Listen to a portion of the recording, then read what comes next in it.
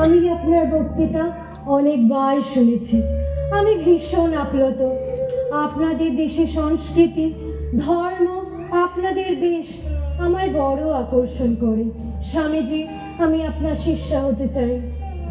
বাহ, বেশ, এ তো খুবই ভালো কথা। তোমার মতো নারীদের আমাদের দেশে খুবই প্রয়োজন। তা তোমার নাম কি? Margaret Elizabeth Nobel. উত্তর আয়ারল্যান্ডের ক্ষুদ্র শহরে আমার জন্ম। বাহ, বেশ।